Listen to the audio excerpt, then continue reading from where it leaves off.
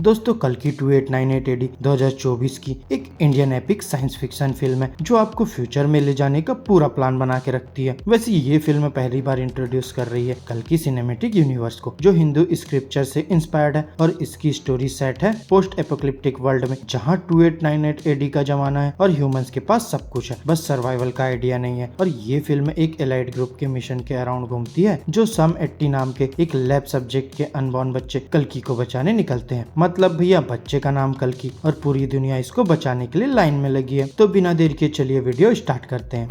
तो 3102 BC में महाभारत के महायुद्ध के एंडिंग पर अश्वत्थामा, जो द्रोणाचार्य का बेटा है, उन्होंने उत्तरा के गर्भ में पलते हुए बच्चे को मारने का प्रयास किया। ये उसके क्रोध का इफेक्ट था, जो महाभारत के अंत में अपने पिता और अपने दोस्त दुर्योधन के मृत्यु का बदला लेना चाहता था। और फिर अश्वत्थामा के इस अधर्म की वजह से श्री कृष्ण जी ने उसे श्राप दिया था कि वो अमर रहेगा, लेकिन अपनी अमरता में उसे कली युग के समय में संसार के बिगड़ते हुए हालात देखने पड़ेंगे। और फिर कृष्णा जी ने उसके माथे से उसकी डिवाइन मणि भी छीन ली, जो उसे मैचलेस पावर प्रोवाइड करती थी। और फिर इस श्राप से फ्री होने का बस एक ही रास्ता था, जब कल्कि, जो विष्णु जी के 10वें अवतार है, इस धरती पर जन्म लेंगे, तब अश्वत्थामा को उसकी माँ की रक्षा करनी होगी। अब सीन फास्ट फॉरवर्ड होता है और कुरुक्षेत्र के उस महाभारत युद्ध के 6000 साल बीत चुके हैं और अब दुनिया एक पोस्ट एपोकलिप्टिक सिचुएशन में पहुंच चुकी है, जहां दुनिया का आखिरी शहर काशी अब एक टोटलिटेरियन गॉड किंग के कंट्रोल में है, जिसका नाम है सुप्रीम यास्किन। ये गॉड किंग कॉम्प्लेक्स नाम के एक इन्वर्टेड पिरामिड मेगा स्ट्रक्चर में रहता है, जो अपने आप में ही एक महान आर्किटेक्चर का एग्जाम्पल है। यास्किन के हाथ में काशी का पूरा कंट्रोल है और उसके कमांड में कमांडर मानस, काउंसलर बानी और एक शक्तिशाली आर्मी है, जो संभाला के छुपे हुए रेबल से लड़ती है। ये रेबल्स कल्कि के आने की प्रोफेसी में विश्वास रखते हैं और इसलिए वो यास्किन के विरुद्ध लड़ रहे हैं।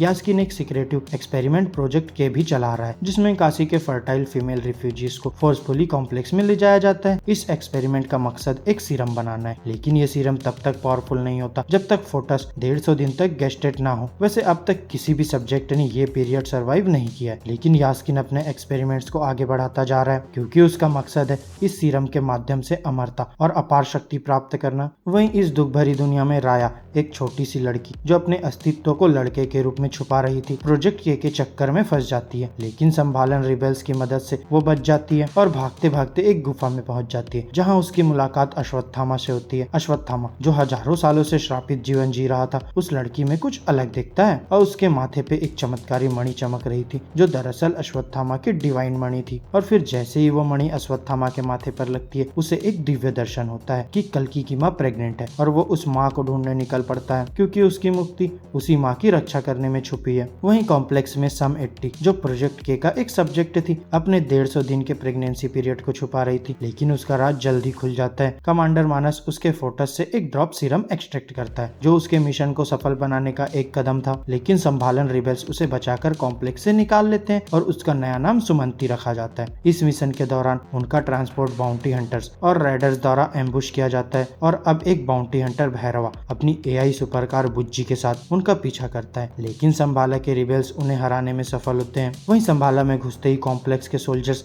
उन्हें कॉर्नर कर लेते हैं। यहाँ पर अश्वत्थामा और भैरवा दोनों मिलकर उन्हें बचाते हैं, लेकिन सुमंती को ले जाने के लिए दोनों के बीच लड़ाई शुरू हो जाती है और यहीं पर ये रहस्य खुलता है कि सुमंती ही कल्कि की माँ है। अब भैरवा को हराकर अश्वत्थामा सुमंती को संभाला ले जाता है, जहाँ कल्कि की प्रेजेंस से ट्री ऑफ लाइफ ब्लूम करती है। फिर अश्वत्थामा राया को बताता है कि उसकी वॉकिंग स्टिक असल में विजय धनुष है, जो उसके पुराने दोस्त कर्ण का था, और ये धनुष अब कल्कि के काम आएगा। वहीं दूसरी तरफ भैरवा मानस के साथ डील करता है कि वो सुमंती को पकड़ के उसके हवाले करेगा, लेकिन ये काम वो उस कॉम्प्लेक्स में एंट्री के बदले करेगा। अब वो अश्वत्थामा के रूप में संभाला पहुंचता है और सुमंती को धोखे से भगा ले जाता है, लेकिन असली अश्वत्थामा उसका पीछा कर लेता है और इसी बीच मानस और उसके सोल्जर्स संभाला पर अटैक कर देते हैं। अब संभाला की लीडर मरियम सुमंती की रक्षा करने की कोशिश करती है, लेकिन मानस उसे मार डालता है। वहीं सोल्जर्स के अटैक के दौरान भैरवा और अश्वत्थामा मिलके सुमंती को बचाते हैं, लेकिन फिर अश्वत्थामा भैरवा को बेहोश कर देता है और मानस उसे पकड़ लेता है। यहीं पर अश्वत्थामा की वॉकिंग स्टिक और ट्री ऑफ लाइफ का एक पत्ता भैरवा के हाथ में गिरता है, जो उसे फिर से जिंदा कर देता है। और यहीं पर यह सच सामने आता है कि भैरवा असल में में कर्ण का पुनर्जन्म है। अब कर्ण के धनुष के साथ एम्पावर्ड भैरवा एक ट्रांस लाइक स्टेट में